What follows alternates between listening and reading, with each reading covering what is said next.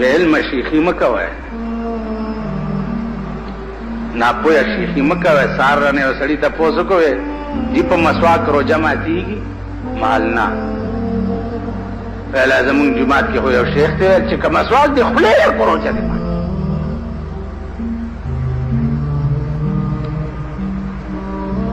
مال سوگ دے پہلا پلانے مالور شرائے والا شور پس ورا غن اگر تل اغل ازنه مومنه وਹੀ وهلو خبره نه ده تیختی وزه ځان پوي کا ما ته وګوره اوس خبره پکې رااله مسواک کې د امام ابو حنیفه او امام شافعی رحمت الله علیه لږ اختلاف امام شافعی رحمت الله علیه فرمایي چې هر مستا چې او دس کې نو مسواک سنت ته وها امام سے رحمت الله علیه فرمایي چې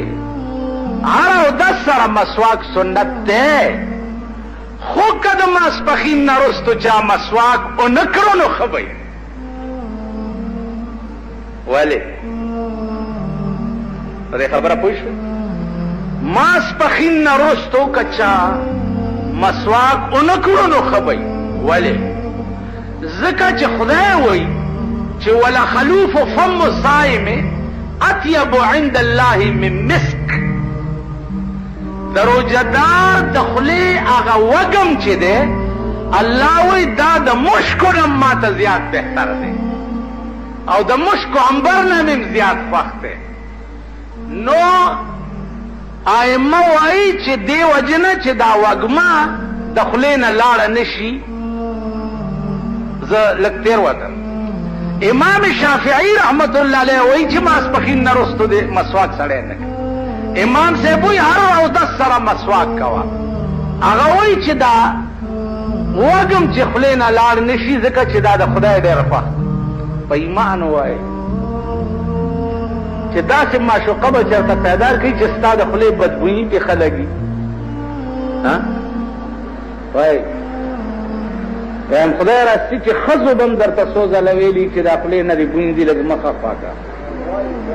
تاسو دې واده کړو ته پته وایي که نه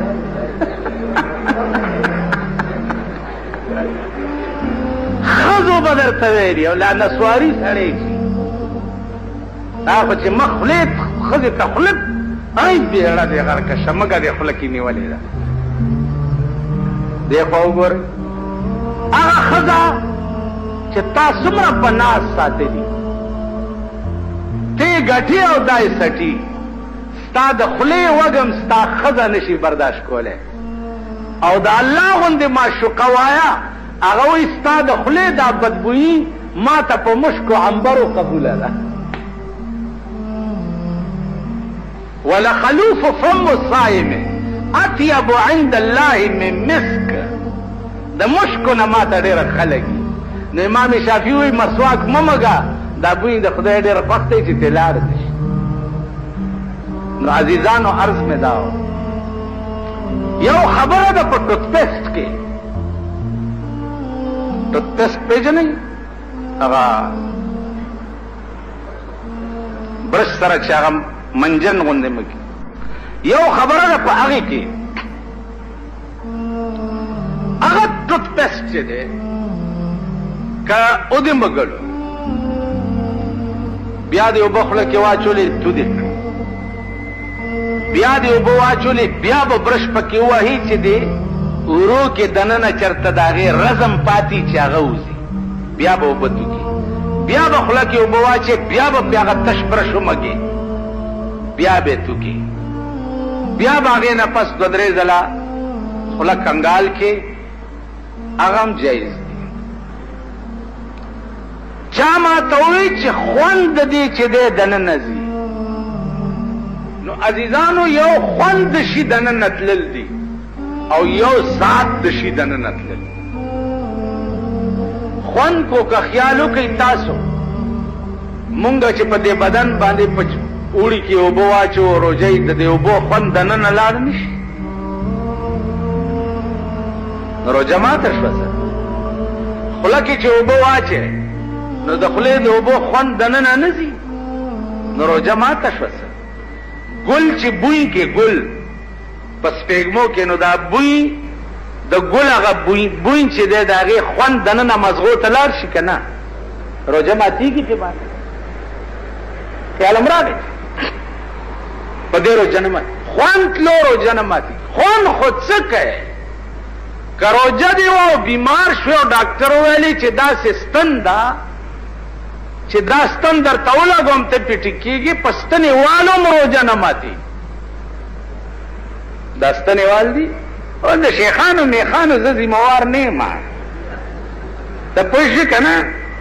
د دغو ذموار نه یم. که ډېر نیغ نیغ کېدو نو بیا د دې ګړوګړونه نیسه او مال یې راوله، او که ویې چې دی مال راوله نو زه د هغه د پلار نوکر نه یم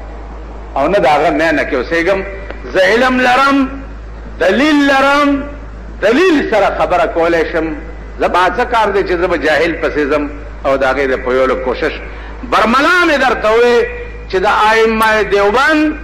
او د علماء دیوبند مولانا حسین احمد مدنی، مولانا مفتی کفایت الله، مولانا اشرف علی تانوی، مولانا محبیب الرحمن لدھیانوی، مولانا شبیر احمد عثمانی، د دې ټولو متفقه فیصله ده چې پستنې والو روژه نه ماتي. اوس راز درته پکې وښیم. تاسو هم دغه یې دا ساده خو یې که نه چې نو پستنه څنګه روژه نه ماتي، داسې به ووایي پستنه هغه دارو دننه لاړ نه شي، نو چې دارو دننه لاړ خو روژه ماته. دا داسې چلو لکه د شیخانو به پخوا د تشو متیازو په سوري کې دومره دومره باتۍ د مالوچو منډلې. شیخ صاحب دا ولې ویلسې نه چې زه پوه نه یم او چېرته ساس کې رانهوځي، او دومره دومره مالوچو بوړې به د ډکو متیازو په ځای کې یخوي. هسې نه چې زه پوه نه یم او چېرته کغ مې کړی. دا علم هم ستا په دې ملک تېر دی، دا جهالت هم ستا په دې ملک تېر دی، اوس هم شته. اوس هسې نه چې نو ستاسو به چې هسې نه چې دارو دننه لاړ نه شي، نه بل مټاقور چې در سره راسي او که نه یاره دې مولوي صاحب خدا ډېره زیاته خبره وکړه، چې مې زیاته وکړه خدای دې سټه وباسه مې واکړه. ښه مریض به راشي هلته به 104 105 106 ټمپریچر وي. هلکه